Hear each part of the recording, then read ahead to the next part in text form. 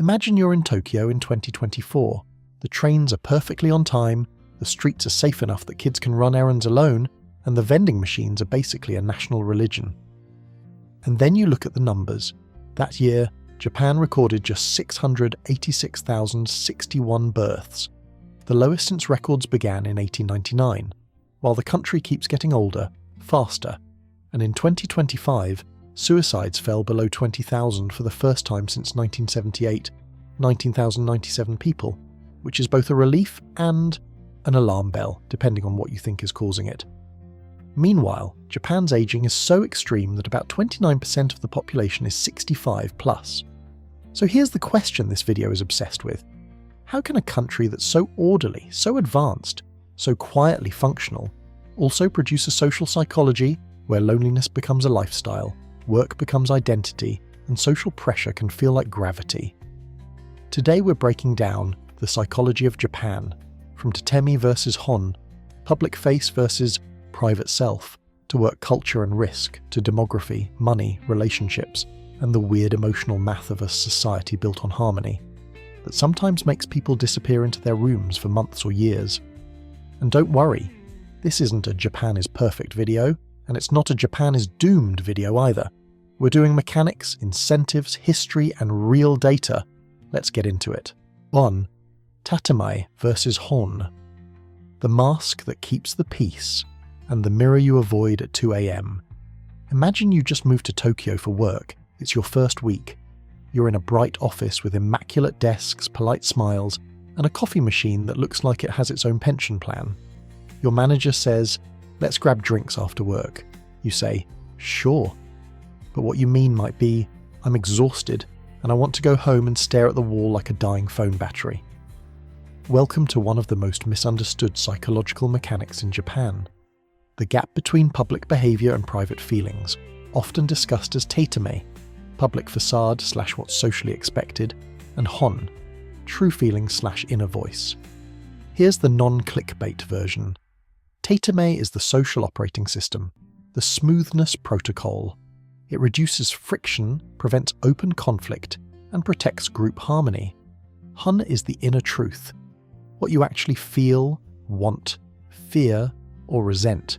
And Japan, like many high-context societies, puts serious value on predictability, coordination, and not wrecking the room with raw emotion. This isn't unique to Japan. Every country has masks. The difference is that Japan can turn the mask into a moral duty. You're not just being polite, you're being responsible. A lot of this ties to the cultural value of WA, harmony, which, at its best, creates trust, stability, and a low-conflict social environment that many foreigners describe as almost surreal. Let's be fair, harmony has a strong case. It makes crowded living workable. When you're compressing millions of people into tight urban spaces, social friction is expensive. It allows large organizations to function with fewer daily interpersonal explosions. It keeps small conflicts from becoming career-ending wars. If you've ever worked somewhere that rewards the loudest person in the room, the Japanese model can feel like oxygen. So yes, Tatemae can be social intelligence, a way to keep the group stable and keep relationships intact. The cost, emotional debt. But here's the catch. When a society rewards smoothness, when it rewards don't stand out, don't inconvenience, don't force conflict, it can accidentally punish people for doing something healthy, saying what they need. Not dramatically, not loudly, just clearly. So instead, people learn to communicate indirectly, hint, soften, postpone. They choose peace in the moment, and sometimes pay for it later in private. This is where the psychology gets sharp. If you spend years defaulting to tatemae, you can end up with a low practice in direct emotional disclosure, fear of being selfish for needing things, high sensitivity to other people's judgments, and a quiet belief that honest conflict is dangerous. Over time, that creates something like emotional debt. You avoided small conflicts for years, and now you're facing bigger ones alone. The loneliness paradox, surrounded but isolated. Now zoom out. Japan has been explicitly treating loneliness and isolation as policy issues, because the downstream effects show up in health, social stability, and even death statistics. For example, Japan's Cabinet Office materials discussing loneliness/isolation include solitary deaths, people believed to have died alone at home and discovered later, with figures that reached an all-time high in recent years. That matters psychologically because it's not just people are lonely, it's that loneliness can become structural. Smaller households, weaker community ties, higher stigma around burdening others, and fewer permission structures for asking for help. And the deeper the Tatemae/honne split, the easier it is to look fine publicly while privately unravelling. There's also the phenomenon known as hikikomori, severe social withdrawal, which researchers and surveys have discussed as a large-scale issue, with some reporting estimates reaching over 1 million people, depending on definitions and age ranges. I want to be careful here. Hikikomori is not Japan is weird. It's what can happen when shame, pressure, anxiety, and limited escape routes collide anywhere. Japan just happens to be a place where the collision has been visible enough to earn a global label. The social pressure is subtle, and that's why it works. The most powerful pressure isn't yelling, it's silence. In some environments, the punishment for not conforming isn't being attacked, it's being excluded or quietly marked as difficult. And humans are wired to fear exclusion. That's not culture, that's biology. So in Japan, the social fear often isn't, someone will fight me, it's, people will stop inviting me, I'll become a problem, I'll be alone. This is why the mask is effective. It's also why it can be suffocating. A short second-person scene, because this is where it clicks. You're sitting with co-workers after work. Someone says, maybe we should change the workflow. You have a strong opinion. It's a bad idea. You know it's a bad idea. But you notice the senior person nodding slightly. So you say the safest sentence in the Japanese corporate universe, choto muzukashi desu ne, which is basically, that might be a bit difficult. Translation, no. Real translation, absolutely not. Survival translation, I don't want to embarrass you in public. Everyone smiles. The moment passes, harmony preserved. But later, the workflow change causes chaos, and you're up at midnight fixing it. That's the hidden transaction. Public peace now, private cost later. The bigger implication, mental health and help seeking. Researchers looking at Japanese social networks and distress have noted how social norms can shape whether people seek help, and sometimes discourage it, depending on the fear of stigma or disrupting relationships. So the question becomes, if people are trained to avoid burdening others, who do they burden? Often themselves. And if they can't carry it, they may withdraw, numb out, or disappear from social life, sometimes literally. This is why Japan can look like extremely orderly, extremely safe, extremely polite, and still struggle with deep isolation, because a society can be socially functional while still being emotionally expensive. So when you hear Tatemae versus honne, don't hear Japan is fake. Hear, Japan built a high-performance social system for harmony, and like all high-performance systems, it has failure modes. Next, we'll look at a place where this pressure becomes concrete. Work, identity, and why overwork culture isn't just an HR problem, it's a psychological contract. 2. Work as identity, the salaryman's social contract and the price tag on your nervous system. Picture yourself on a rainy Thursday in Shinjuku. It's 8:07 p.m. You're leaving the office, finally, and you do that weird half-jog people do in Tokyo where you're not running, but you're also not admitting you're tired. You step into the train station and realise something. You're not going home to rest. You're going home to recover. That distinction is the psychological core of Japan's work culture story. Because in a lot of places, work is what you do. In Japan, for decades, work has often been treated like what you are. Your role, your social proof, your stability, your membership card in adulthood. And it's not because Japanese people are genetically programmed to love spreadsheets. It's incentives, history, and the way a society builds trust when it's rebuilding from ash. The post-war bargain, stability in exchange for loyalty after World War II, Japan built a model that, at its best, looked like this. Companies hire you young, they train you, you commit long-term, They provide stable wages, status, and a predictable life trajectory. This is the traditional, long-term employment vibe people associate with Japan, often summarized as lifetime employment, though it was never universal. OECD researchers describe it as an implicit long-term contract for regular workers, backed by seniority wage systems and firm-based training. It created trust and social order. It also created a trap.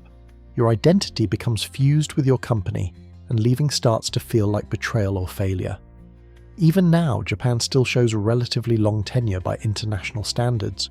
One JIL piece notes 46.8% of workers were consecutively employed 10+ years, comparative context across countries, and an MHLW survey cited average tenure around 12.3 years, so the stick with one company instinct didn't just vanish, it softened, and then modern stresses piled on top. The modern twist, same pressure, less security. Here's where psychology gets spicy. Japan's labour market has been changing. More job switching, more non-regular work, more uncertainty, even while the social expectations of loyalty and endurance linger. That mismatch creates anxiety. I'm still expected to act like it's 1987, but my career security feels like 2026 crypto. One Nippon.com survey-based piece notes only 30.1% of respondents said they wanted to work at one company until retirement. So, the old identity contract is weakening, but the cultural muscle memory is still there. Hours. Japan isn't number one anymore. But long hours didn't die. People hear Japan work culture and imagine everyone clocking 2,400 hours a year. That's outdated. OECD-linked data puts Japan's average annual hours worked at 1,607 hours, 2023, far lower than its peak decades ago, but averages can lie. A major JIL analysis notes that in 2023, the share of people working 49 hours or more per week was 15.2% in Japan, higher than the US, 11.8%, and the UK, 8.9%, among others. That's the split-screen reality. Many workers have reasonable hours. A meaningful minority are still doing "this job is my landlord" levels of overtime. The law. Japan actually capped overtime because it got that bad. Japan's government didn't cap overtime for fun. It did it because overwork became a measurable public health problem. Under reforms tied to work-style reform, the overtime limit is 45 hours per month and 360 hours per year in principle, with special circumstances caps. For example, up to 720 hours per year, less than 100 hours in a month, and an average of 80 hours per month across a period. That's a big deal. When a country starts threatening penalties for too much overtime, it's basically admitting, left to our natural corporate instincts, we will absolutely cook the workforce, karoshi, when work ethic becomes a medical outcome.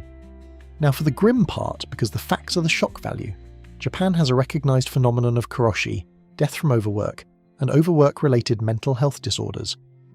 According to MHLW compiled data summarised by Nippon.com, there were 1,304 recognised cases of overwork-related deaths and health disorders in fiscal 2024, including 247 involving stroke/heart conditions and 1,057 involving depression and other mental health disorders. Among the mental health cases, 89 involved suicide or attempted suicide. A separate JIL paper similarly notes compensated cases around 241 for CCVD and FY, 2024 with 67 deaths, and mental disorder cases rising to 1,055. So when people joke, Japan works too hard, the responsible response is, correct. There are spreadsheets attached to the funerals. Why people don't just quit, the confrontation problem. Here's where Section 1, Tatemae versus honne, slams into work culture. In many Japanese workplaces, resignation isn't just logistical, it's emotional. It can feel like disappointing a senior, breaking a relationship, admitting failure, triggering conflict. So, Japan literally invented a modern solution for people who can't stomach quitting face-to-face. Resignation by proxy services. You pay someone to resign for you. This is not a metaphor. It's a business. The Financial Times reported on this trend, describing agencies that handle resignations for a fee, often around 22,000 yen, and citing data that in 2023, nearly 17% of job switchers use such services. If that doesn't tell you something about conflict avoidance and workplace pressure, I don't know what will. It's basically, please break up with my job for me, I can't do it. It will ask why, and I will melt. Let's do this fairly. Japan's intense work norms didn't come from nowhere, and they're not purely toxic. The strongest argument for the system is, it helped rebuild a devastated country fast. It created high reliability in manufacturing and services. It rewarded discipline, patience, and craft. It reduced chaos in large organizations. Also, Japan's low crime, public order, and infrastructure reliability don't exist in a vacuum. Social discipline supports them. So yes, there's a reason many Japanese people take pride in endurance and competence. But psychologically, when endurance becomes a moral value, it can mutate into shame about needing rest, fear of being seen as weak, guilt about prioritizing family, and a workplace norm where leaving on time feels like betrayal. And when your identity is fused with your role, burnout isn't just "I'm tired." Burnout becomes, who am I if I'm not performing? That's how you get people who look fine publicly, but privately they're running on caffeine, obligation, and a spiritual emptiness that can't be solved by another team-building dinner. If you're enjoying this breakdown and you want more psychology plus economics plus policy, deep dives, hit subscribe, and drop a comment with what country you want next, because I'm building a list and I'm petty enough to pick the most chaotic suggestions. So far we've covered the social mask, Tatemae/honne, the work identity contract and its failure modes. Next, we zoom into something Japan is famous for, sometimes praised, sometimes feared, social order and low crime. Because safety isn't just policing, it's psychology, norms, trust, and what happens when the whole country quietly agrees to behave. 3. Order, safety, and invisible policing.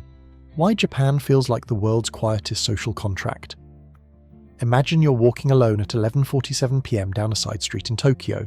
No crowd, no chaos, just the hum of distant traffic and the soft glow of convenience stores that look like they're open out of pure spite for sleep. In most countries, your brain does the midnight math. Keys between fingers, phone ready, walk faster, don't look lost. In Japan, a lot of visitors report the opposite feeling. I'm weirdly fine. And yes, Japan's public safety reputation is real. But here's what matters for psychology. Safety isn't only policing, it's norms, it's compliance, it's social trust, it's people silently agreeing to behave. That's the social contract part. This chapter is about how Japan manufactures that safe feeling and what it costs. The mechanic. Order is built from millions of micro-restraints Japan doesn't run on. Everyone is nice. It runs on a constant low-grade internal calculation. Don't cause trouble. Don't inconvenience people. Don't stand out in a bad way. This isn't just etiquette, it's social risk management. When the baseline expectation is keep the environment stable, people regulate themselves hard. And when most people self-regulate, the whole system feels safe, even before the police show up. That's why Japan's safety often feels ambient, like Wi-Fi. You don't see it, but you notice when it's missing elsewhere. Now let's talk about the physical infrastructure of that vibe.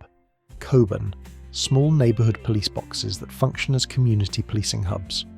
The National Police Agency describes Koban as a core of Japan's community policing, typically staffed by 3 to 5 officers, doing everything from patrol and traffic to helping lost children and assisting intoxicated people. This is a big psychological detail.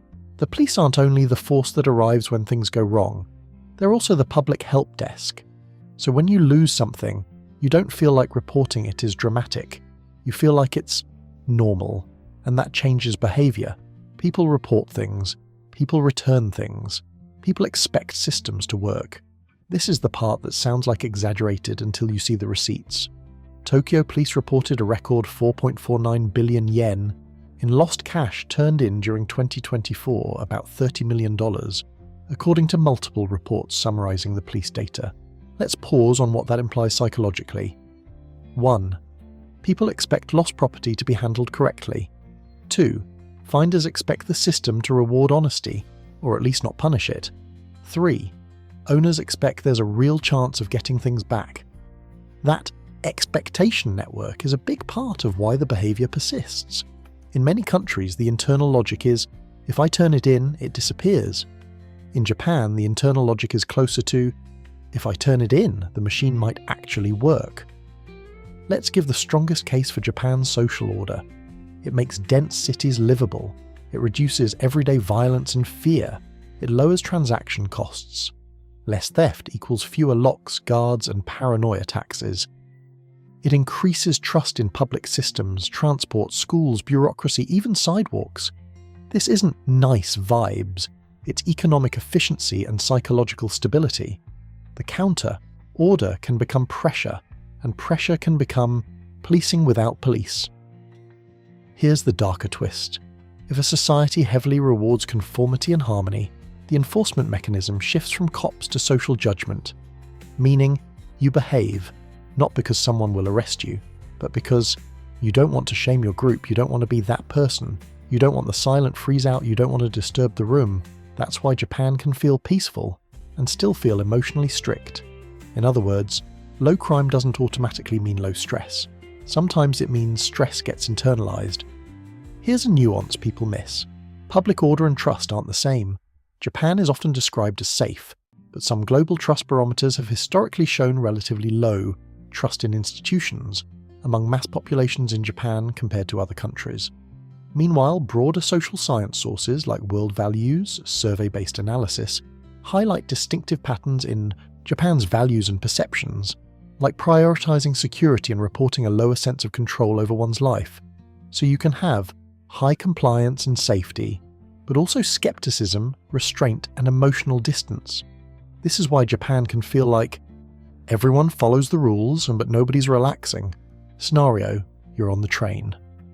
A man is speaking loudly on the phone, not yelling, just louder than normal. Nobody confronts him. Nobody even looks at him directly. But the air changes. You can feel the collective judgment pressing down like a silent hand. Stop! You're breaking the vibe. He hangs up. The atmosphere resets. No police, no shouting, no drama. Just pure social gravity. That's Japan's order mechanism in miniature. The punishment is emotional and social, not physical. Quick pause. If you've ever visited Japan or lived there, tell me in the comments, what shocked you more? The safety, the quiet, or the social pressure? And if you want more of these deep dives, like and subscribe. It helps the channel a lot, and it tells me you're enjoying this policy plus psychology flavour, instead of just watching for train footage and vending machines. So far we've covered 1. The mask, Tatemae versus honne. 2. Workers' identity, the endurance contract. 3. Social order, the quiet social contract. Next, we go into something that seems purely economic, but is deeply psychological. Risk, money, and why Japan is the world capital of safety-first thinking. From savings behaviour to deflation-era habits to the emotional scar tissue left by bubbles. 4. Risk, money, and the deflation scar. Why Japan trains you to choose safe. Even when safe is quietly expensive. Imagine you're in Osaka in a tiny apartment scrolling your banking app. Your friend in the US is like, "Bro, I put my money into ETFs. The market went down 9% last month. I'm fine. I'm dead inside." You in Japan look at your savings and feel proud, calm, responsible. And then someone says the most psychologically violent sentence in modern Japanese economics. Japan is trying to make people invest, not encourage, not invite, trying. That tells you everything. Because Japan's relationship with risk, especially financial risk, is not just conservative preferences. It's historical trauma, institutional incentives, and a long national memory of what happens when you chase returns and the floor disappears. For decades, Japan lived with a psychological condition economists call deflationary mindset, the belief that prices won't rise much or might fall, and that waiting can be rewarded. The technical version, when prices are flat or falling, cash holds or gains purchasing power, and borrowing/investing feels less attractive. The BIS has written about Japan's long struggle with deflation dynamics and the behavioural loop that can follow. That sounds abstract until you feel it in your bones. If wages aren't rising much and prices aren't rising much and assets feel risky, then saving feels like virtue. So, safe becomes identity. Japan's lost decades aren't just a macro story. They're a cultural lesson in delayed gratification with a side of don't get too excited. The bubble hangover, why investing can feel like gambling. Japan's late 1980s asset bubble and subsequent crash left a deep impression, especially on older generations who watched paper wealth evaporate and careers derail. Even if you didn't live through it, the story got passed. Down, be careful, don't get greedy, don't be the idiot who thought prices only go up. That becomes a kind of inherited caution, like a family rule. In psychology terms, it's loss aversion on steroids. People fear losses more than they enjoy gains, and a society that collectively experiences large losses can become structurally cautious. Japan does invest, just not the way Americans think. Here's the funny part. Japan isn't anti-wealth. Japan is actually extremely wealthy in household terms. The issue is allocation. Japanese households hold huge sums in financial assets, but a large portion sits in cash and deposits rather than equities compared with the US model. Japan's Financial Services Agency materials, using end 2024 comparisons, explicitly discuss household financial assets and the push to strengthen Japan as an asset management centre because policymakers know this allocation difference matters. The psychology isn't we hate investing, it's we don't trust volatility. Now here's where this gets current. Japan's CPI in 2025 rose 3.2% year over year, all items, according to Japan's Statistics Bureau. That means the old deflation logic, cash is safe, starts to break down. Because when inflation returns, cash becomes quietly expensive. Your money loses purchasing power while sitting still. And this is why Japan's policy conversation has been shifting toward durably achieving inflation around 2%, with wage growth, rather than inflation that's purely cost push. You can see that framing in recent BOJ/government coverage. So psychologically, Japan is in a transition. Older habits formed under deflation, newer realities shaped by inflation plus weak yen plus global price pressure. That transition is uncomfortable because it forces people to update what responsible means. For years, the stereotype was Japan equals cash. That's changing fast. Japan's Ministry of Economy, Trade and Industry reported that the cashless payment ratio in 2024 was 42.8%, meaning Japan hit its government goal of 40% earlier than planned. So the behaviour is shifting. But the psychology is still cautious modernization. Japan doesn't usually leap into the future. Japan prefers to test it, regulate it, standardize it, and then roll it out politely, which is why the move toward cashless is happening, just with a seatbelt on. Let's do the strongest argument for Japan's cautious money culture. Japan's economy experienced long periods of low growth and weak wage momentum. Volatility feels more dangerous when the margin for error is thin. A society with an aging population prioritizes stability. Retirees hate volatility. When institutions signal save, people respond. When rates are near zero, people still save. Because it's not just yield, it's safety. Also, if you're raised in a society where don't inconvenience others is a moral rule, then blowing up your finances becomes not just personal failure, it becomes shame. That's a powerful deterrent. So yes, safe first often makes sense. But the downside is simple and brutal. If too much money stays parked in low-yield assets, you get less household wealth growth, less risk capital for innovation, more dependency on policy to stimulate demand, and a society where playing it safe becomes a ceiling. In other words, the country becomes highly competent at maintaining stability and less competent at taking bold bets.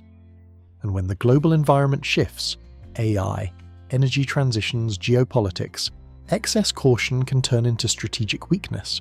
Scenario: the invisible fear of being wrong. Imagine you're talking to your parents. You say, maybe I should invest a bit more long term. They don't yell, they just go quiet for half a second. Then they say something like, be careful. That single sentence contains 30 years of macroeconomic history. It's not advice, it's inherited memory. So Japan's risk psychology is not a personality trait. It's a system. Deflation to caution to cash. Preference to low risk taking to slower dynamism to more caution. Next, we go from money to the most sensitive topic in Japan's national psychology right now. Demographics. Births collapsing, aging accelerating, and what happens to a society's mood when the future gets smaller every year. 5. Demographics as mood, when a country's future gets smaller every year. Imagine it's a spring morning in 2025 and you're standing outside a Japanese elementary school. You hear the kids, you see the uniforms, you feel that classic orderly chaos vibe, and then you learn a number that changes the whole emotional temperature of the scene. In 2024, Japan recorded 686,061 births, the lowest number since records began in 1899, and the first time the total fell below 700,000. That's not just a statistic, that's a national mood. Because demography doesn't just change budgets, it changes how the future feels. When births fall year after year, it quietly rewires how people think about family, how risky it feels to marry, how worth it feels to build a life in a system that seems like it's shrinking, and how much optimism a society can afford. So let's break down the psychological machinery behind Japan's demographic spiral without turning it into doom porn. Japan's Statistics Bureau estimated that as of October 1st, 2024, the population aged 65 plus was 36.243 million, or 29.3% of the total population. Japan's Cabinet Office summary report echoes that same number and framing. 29.3% elderly share, a record high proportion. That means Japan isn't getting older in a gradual, abstract way. It's living in a society where nearly 1 in 3 people are already seniors. Psychologically, that changes everything. Politics becomes more risk-averse. Spending prioritizes stability over experimentation. Young workers feel burdened and watched, and the future becomes a smaller and smaller portion of the population. The lazy young people narrative is always the laziest narrative.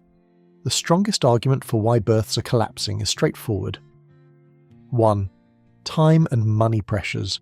If you're working long hours or even normal hours in a high-pressure culture, parenting becomes a second full-time job with penalties. 2.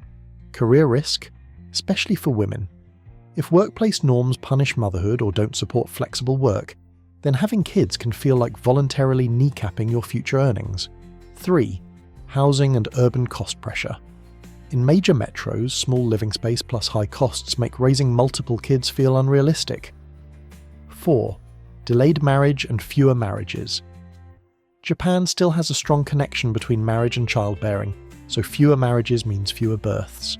Even when marriages tick up slightly, it often doesn't reverse broader trends. Some reporting notes modest marriage rebounds alongside continued birth declines. So if you're a 28-year-old looking at your paycheck and your calendar, not having kids isn't always selfish. It can be rational under constraint. The psychological loop, uncertainty becomes emotional austerity. Here's the loop that matters. When society feels uncertain, people become cautious, and Japan has had long stretches of weak wage growth perceptions, high job and social expectation pressure, and a deeply learned don't burden others mentality. So people respond by tightening their lives. Fewer commitments, fewer risks, fewer dependents. This is what I mean by demographics as mood. A falling birth rate isn't just a family values issue. It's a signal that people are choosing emotional austerity. Let's not create a life we can't guarantee we can support. Now for the darker edge. Japan has been treating loneliness and isolation as policy topics, and one reason is the growing reality of solitary living, especially among the elderly. Japan's Cabinet Office, briefing on loneliness/isolation, discusses solitary deaths and defines them as people believed to have died alone at home and discovered later after remaining socially isolated. And reporting has cited tens of thousands of solitary home deaths in 2024, with older adults making up the majority. This matters psychologically because it shapes a society's baseline fear. Fear of being alone later, fear of being a burden now, fear that building a family might not protect you anyway. When ending up alone becomes a visible social fact, it changes behaviour, not always in a pro-family direction. Sometimes it makes people more risk-averse and more withdrawn. Why doesn't Japan just import young people? Immigration isn't a simple switch. This is the part many outsiders oversimplify. Yes, immigration can help labour shortages and demographic decline, but it's not plug and play. Because immigration isn't just economics, it's identity, language, institutions, and social cohesion. A highly harmony-driven society often experiences rapid demographic change as psychologically threatening, even when it's economically beneficial. So Japan tends to move carefully, incrementally, trying to balance labour needs with social stability. That doesn't mean Japan can't change. It means the change will likely be managed, not explosive. Now zoom into the workplace. When a society ages this quickly, the working age group becomes a smaller slice of the whole population. Japan's Statistics Bureau estimated those aged 15 to 64 at 59.6% as of October 1st, 2024. That means fewer workers supporting more retirees, more demand for healthcare and elder care, higher political pressure to preserve benefits, and more anxiety among young adults about whether the system will be there for them later. Psychologically, young people can start feeling like, I'm paying into a future I might not receive. And when that feeling spreads, it reduces willingness to marry early, have children, take entrepreneurial risks, or commit to long-term plans. It's not nihilism, it's cost-benefit math under uncertainty.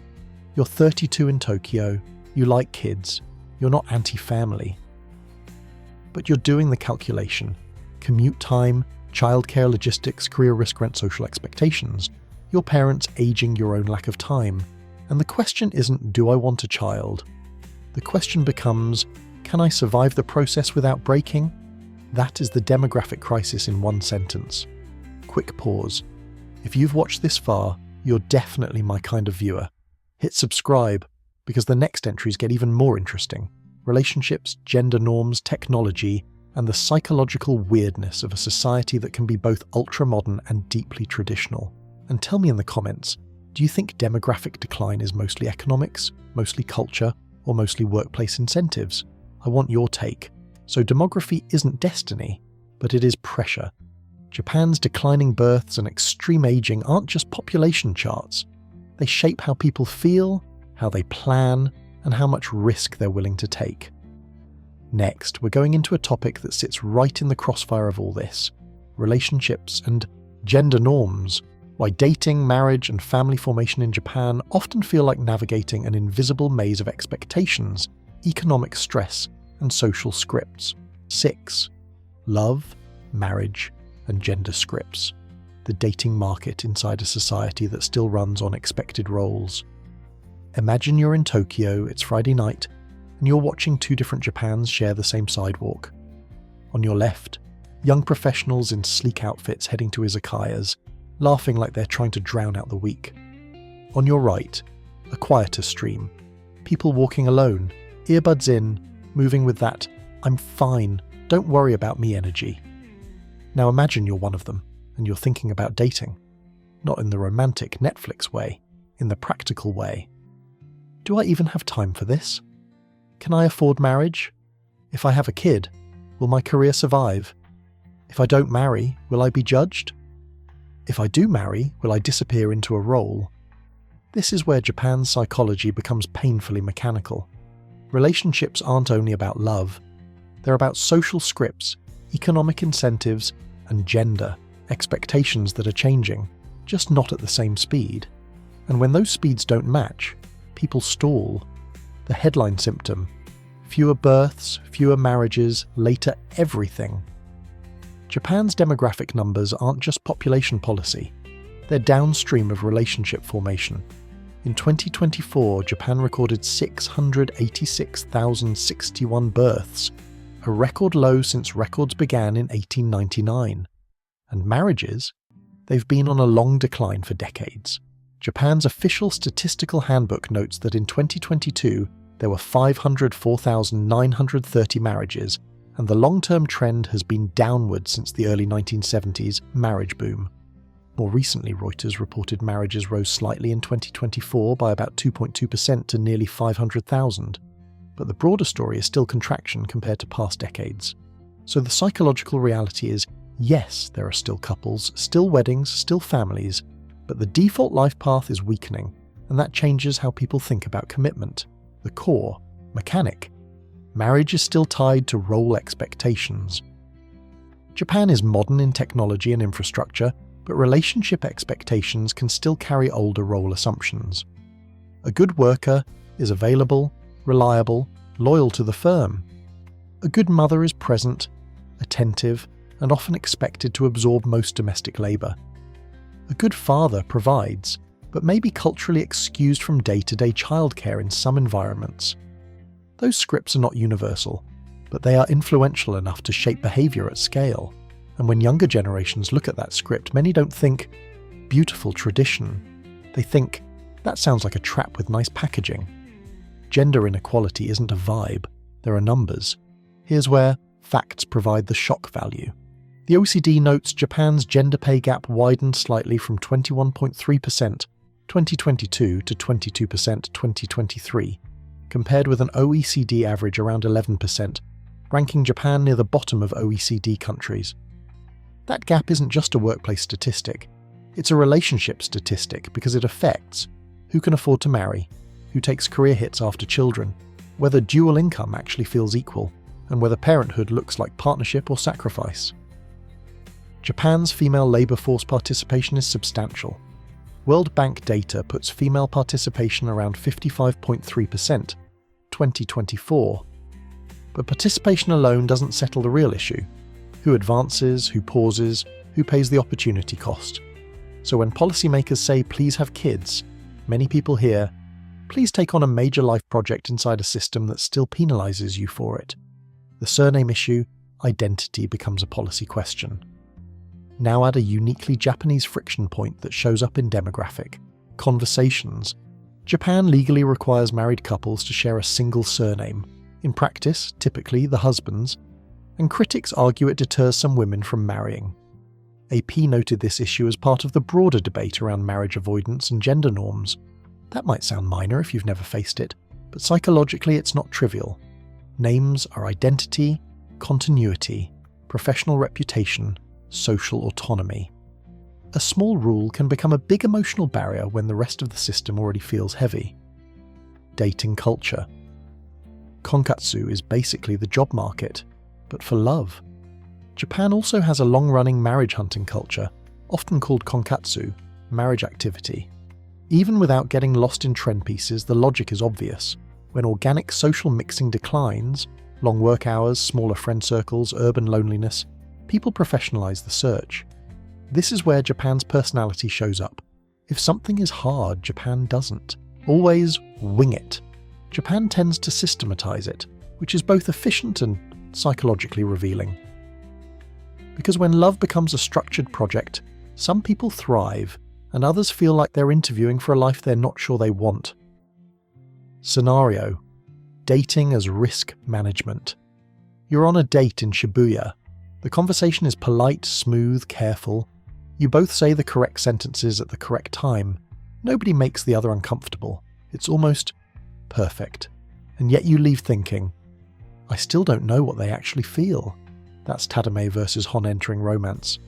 The mask that keeps society calm can also make intimacy harder, because intimacy requires small doses of risk, awkward honesty, vulnerability, directness.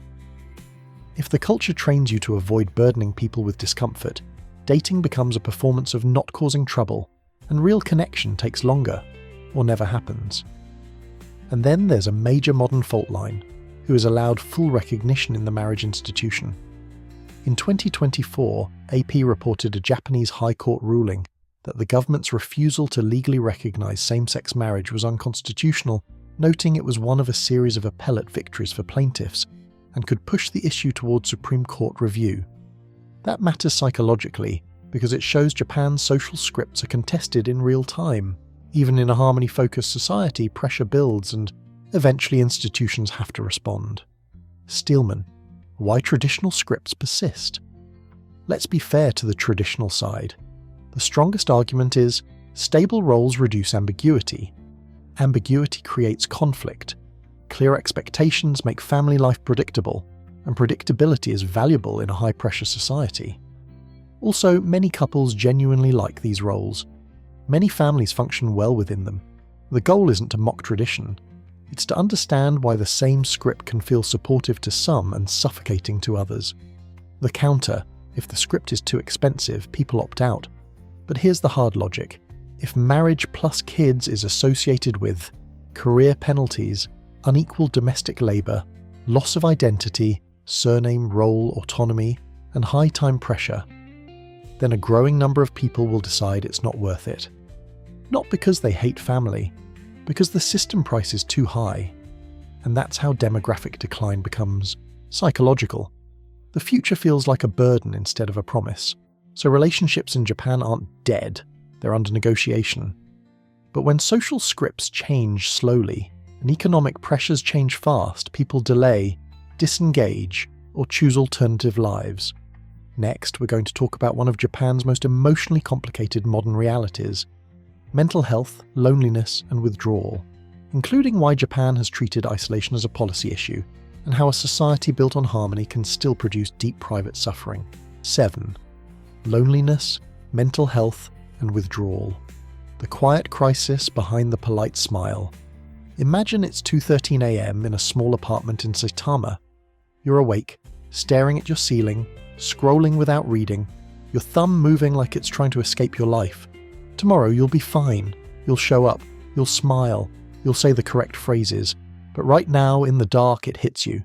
You don't feel sad in a dramatic way. You feel disconnected, like your life is happening behind glass. That feeling, quiet, private, unshowy, is where Japan's mental health story often lives. Not because Japanese people are uniquely fragile, but because the social design of the culture can accidentally make suffering invisible. And invisibility is where problems get big. So today we're talking about the mechanics of loneliness and withdrawal in Japan. What's real, what's misunderstood, and what the data says right now. Japan's overall suicide numbers have improved recently.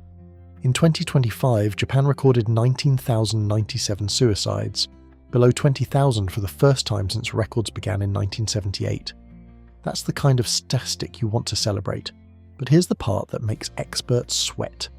Even as overall suicides fell, child/school-age suicides stayed high, and reporting suggests record or near-record levels in recent years, including 2024 and 2025 being described as record highs in multiple outlets. So the situation is psychologically complex. Adults overall, improving trend. Young people, still facing severe pressures, school stress, bullying, isolation, mental health gaps, often cited factors. That divergence matters because it tells you this isn't one Japan mental health story. It's several different stories running at once. Remember Tatemae versus honne. This is where it becomes dangerous. If you're trained to not burden others, not disrupt the group, not cause trouble, then emotional distress can feel like moral failure. So instead of saying, "Flay, I'm not okay," you say, "I'm tired, I'm busy, it's fine."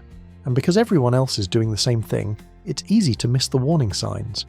This is not Japanese people don't talk about feelings. Plenty do. It's that the social cost of needing help can feel high, especially if you believe needing help makes you inconvenient. Japan treated loneliness as a national policy issue because the scale forced it. This isn't just social commentary anymore. Japan literally passed a national law.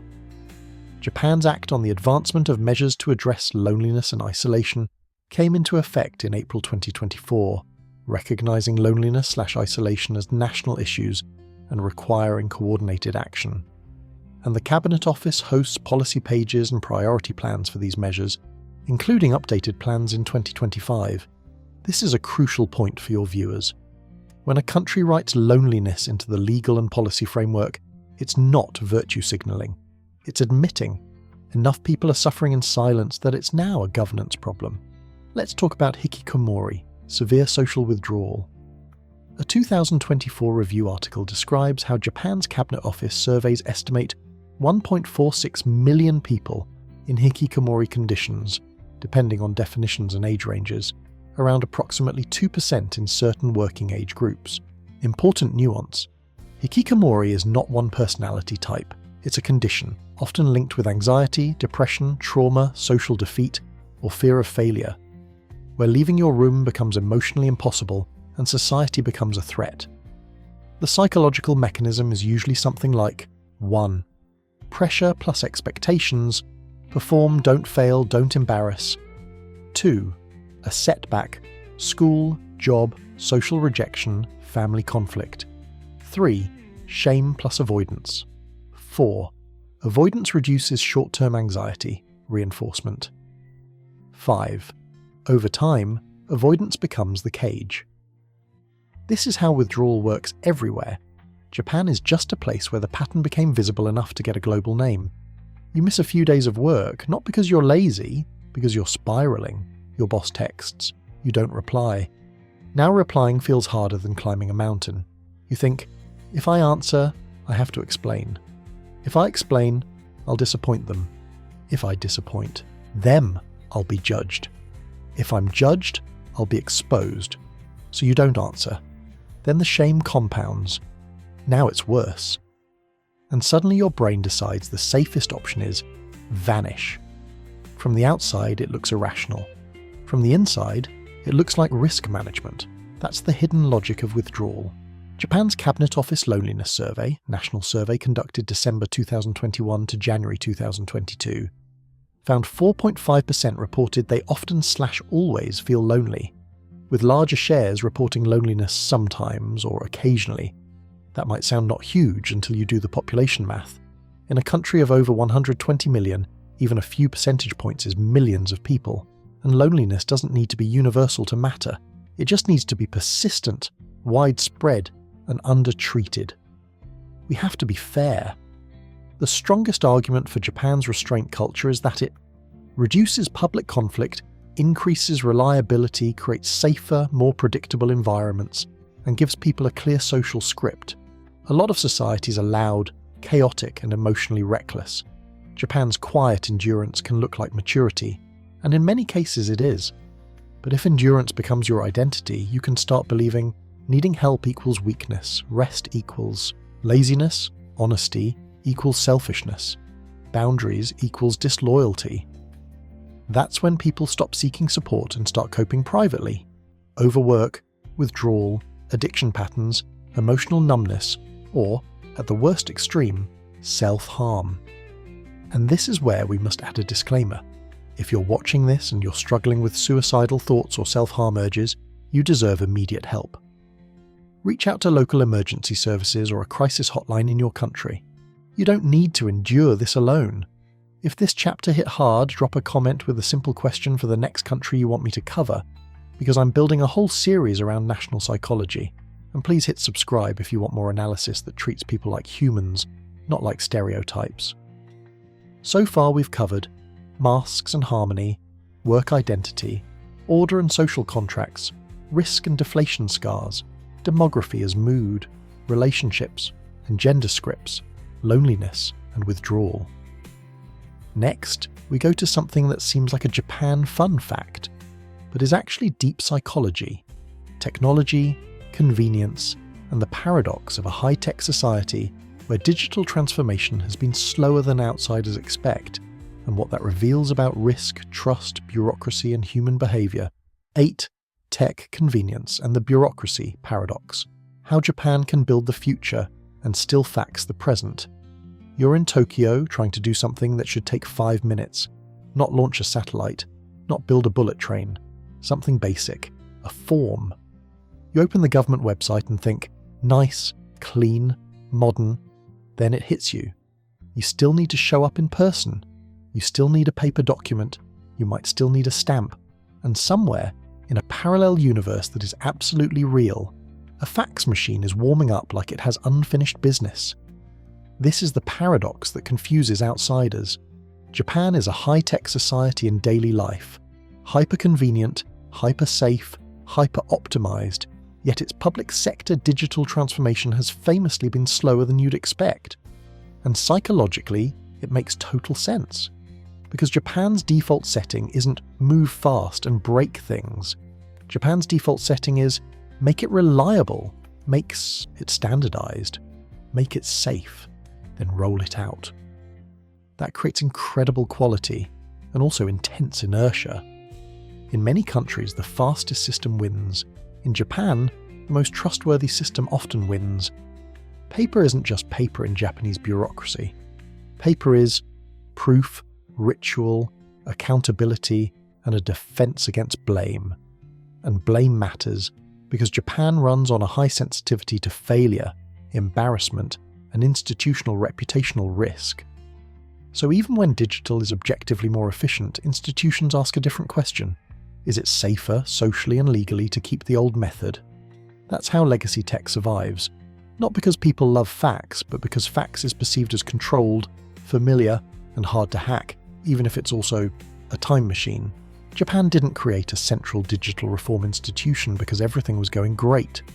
The Japanese government established the Digital Agency in September 2021, explicitly to overcome inefficiency and modernize administrative culture and systems. That timing matters.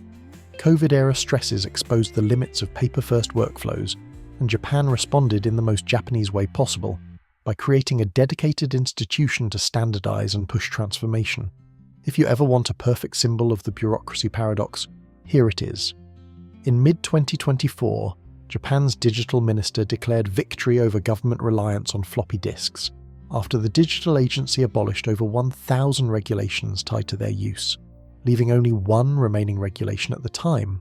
On one hand, hilarious. On the other hand, psychologically honest, because it shows Japan's real blocker isn't engineering. It's regulations, legacy processes, and risk aversion culture, the same forces, that keep paper forms alive long after the rest of the world moved on.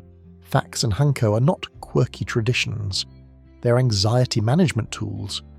Let's talk about hanko, personal/company seals, for a second. To outsiders, it looks like, why are we stamping paper in 2026? But the deeper logic is, a stamp is a culturally trusted marker of authorization. It creates a clear accountability trail. It reduces ambiguity. Who approved this? Even the US Library of Congress has written about how hanko practices affect workplace efficiency and telework, especially when remote work clashes with stamp-based approval culture. In other words, hanko isn't just tradition. It's a social proof mechanism embedded into administration. Same with fax, it's not cool, it's known. And in a blame-sensitive system, known often beats new. But Japan is modernizing, faster than the stereotype admits. Here's what outsiders miss. When Japan commits, it can scale fast. For example, Japan's My Number Card digital ID adoption surged. The Digital Agency publishes a monthly dashboard tracking My Number penetration. And by late 2025, reporting indicated 80% plus of the population held My Number cards. For example, 100 million cards held, about 80.3%. So it's not Japan can't digitize, it's Japan digitizes in a way that tries to preserve trust and minimize failure, sometimes painfully slowly, sometimes suddenly at scale once the system is accepted. The strongest argument for Japan's slow and safe approach is simple. When government systems fail, they don't just inconvenience people, they destroy trust. Japan has had real digital stumbles and data handling controversies, and those events reinforce the institutional instinct to move carefully. Reuters notes modernization has faced challenges including slow adoption and data mishandling incidents around My Number, even as the government pushes reform. So the cautious bureaucracy isn't always incompetence. Sometimes it's a rational response to high expectations of reliability, fear of scandal, and a culture where being wrong publicly is extremely costly. But caution has a price. If you over-optimize for never mess up, you end up with fragmented systems, slow service delivery, more paperwork burden, and a society where citizens absorb the inefficiency privately.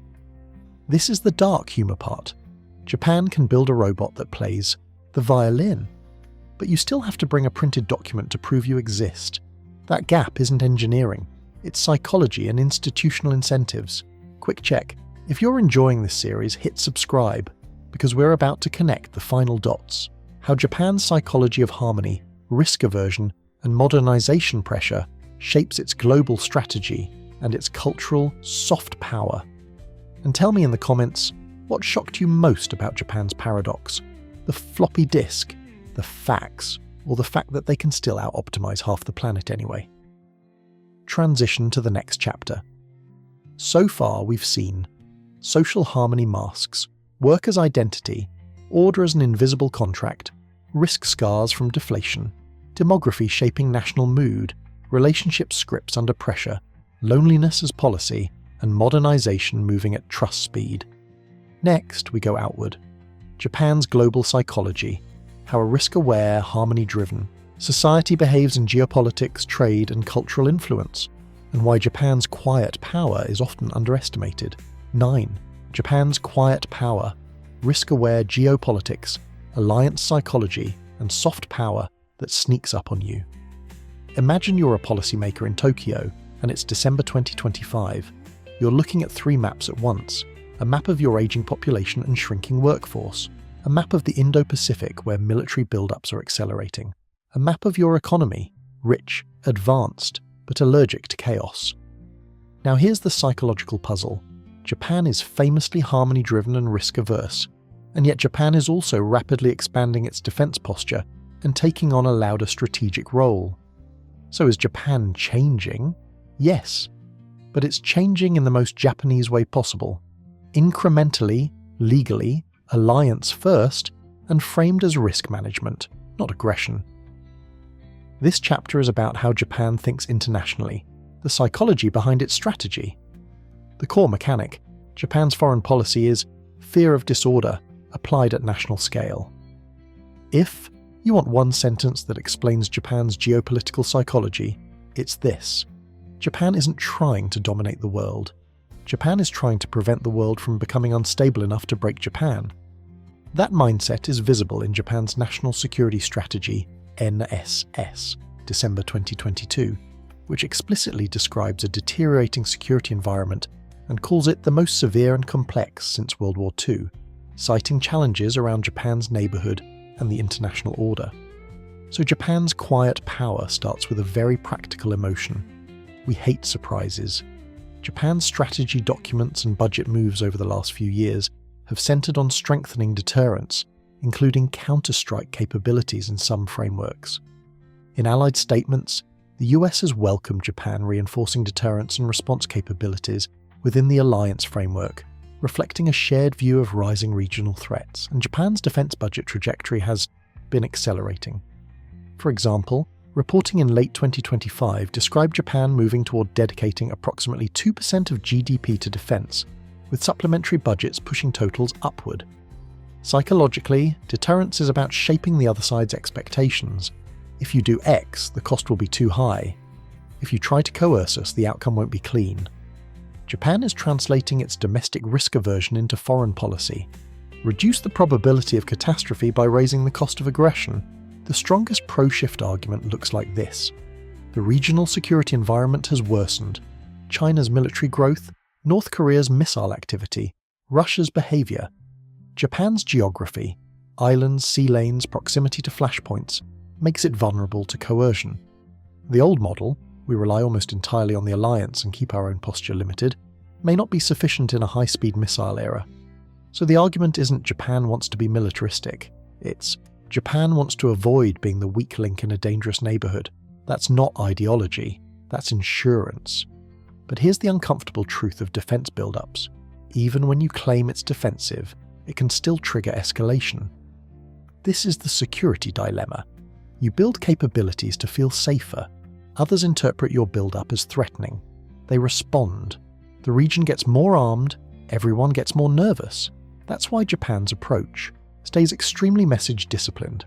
Emphasize legality, emphasize deterrence, emphasize alliance coordination, emphasize we are responding to the environment. Japan tries to avoid looking like the country that started a spiral. Alliance psychology. Japan's power amplifies through partnerships. Japan's quiet power is rarely solo, it's networked. US-Japan joint statements repeatedly frame the alliance as a cornerstone for Indo-Pacific stability and expand cooperation across domains. In psychological terms, Japan is building collective confidence. If you're a risk-aware country, you don't want to gamble on going it alone. You want redundancy, backup, credible support. So Japan invests heavily in alliance credibility because credibility is deterrence. Soft power. Japan's influence isn't loud, it's addictive. Now let's pivot to the other kind of power Japan has, the kind that doesn't require a defense budget. Japan's soft power in 2026 got a very concrete headline. Brand Finance reported Japan overtook the UK to rank third globally in its Global Soft Power Index 2026. This is the part outsiders underestimate because Japan's soft power often arrives disguised as entertainment. Anime, games, fashion, design, food. Japan just feels good. It's cultural influence that doesn't argue with you, it just moves into your brain and starts paying rent, and Japan is actively trying to harness that. For example, reporting in 2025 described renewed Cool Japan policy efforts, focusing on improving creator working conditions and expanding overseas content revenues. So Japan's quiet power has two engines. 1. Hard power risk management, deterrence, alliances. 2. Soft power attraction, culture, brands, trust. Scenario: why Japan's influence feels different. You're a teenager in Brazil, Nigeria, France, or the US. Nobody forces you to like Japan, but you. Watch an anime, play a Nintendo game, try ramen, hear city pop, get obsessed with a Japanese aesthetic on TikTok. And then one day you realize, I've absorbed a country's culture without even noticing. That's soft power doing what it does best, making influence feel like your own choice. So Japan's psychology on the world stage is not contradiction, it's consistency. A harmony-driven, risk-aware society will seek stability through alliances, deter threats through credible capability, and influence the world through culture, not conquest. Now we bring everything together. What Japan's psychology teaches the rest of us, what the warnings are, and what lessons are genuinely worth stealing. 10. Final thoughts. What Japan's psychology teaches you and what it warns you about. So, what did we actually learn here? Not Japan is perfect, not Japan is doomed, but something more useful. Japan is what happens when a society becomes extremely good at coordination, self-control, and risk management, and then has to live with the side effects of that success. Let's stitch the whole picture together. The big takeaways in human language. 1. Harmony is a superpower until it becomes self-censorship. Japan's Tatemae/honne split isn't fake, it's a technology for social stability. But the cost is that people can get so good at keeping the room calm that they struggle to speak honestly about what they need, especially when they're suffering. 2. Work culture is not just hours, it's identity. Japan's work story is not people are hard-working, it's a psychological contract. Work equals worth. And when the system demands endurance as morality, burnout becomes shame, sometimes with real human casualties, including officially recognized overwork-related cases. 3. Order and safety come from self-restraint, not just police. Japan's low-friction public life is real, helped by norms and community policing systems like Koban. But when norms become too strict, social judgment becomes a kind of invisible enforcement. Peaceful, yes, but not always emotionally free. 4. Risk aversion was rational, and now it's being stress-tested. Decades of deflation taught Japan that waiting is smart. Now inflation has returned, and policymakers are trying to nudge households into different behaviours, changing what responsible even means. 5. Demographics aren't just numbers, they are national mood. When births hit record lows and ageing reaches historic highs, it changes how the future feels. People don't just delay kids because they don't want them. They delay because the system price is high. 6. Loneliness becomes structural when asking for help feels like burdening. Japan has treated loneliness and isolation as policy issues, including a 2024 law, because the scale and consequences are real. 7.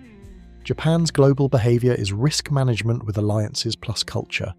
Hard power is framed as deterrence and stability. Soft power spreads through culture that feels voluntary, and it's working. If you want Japan-level strengths, these are the good steels. Build trust systems. Make institutions reliable enough that honesty is rewarded. Optimize for public dignity. The world gets better when people stop behaving like public spaces are their personal trash can. Treat social cohesion as infrastructure, not propaganda, actual community design. But here's the warning label. If you copy the order without copying the emotional escape valves, if you copy the discipline without copying the psychological support, you end up with a high-functioning society where too many people feel alone in a crowd. We discussed suicide, loneliness, and withdrawal. If any of that felt personal, please reach out to local emergency services or a crisis hotline in your country. You don't have to carry it quietly. If you enjoyed this, I've got a whole playlist coming on national psychology, where we break down how history, policy, economics, and culture wire a society's behaviour. Hit subscribe and comment the next country you want. Germany, Brazil, Nigeria, South Korea, Canada, somewhere chaotic. Thanks for watching, and I'll see you in the next one.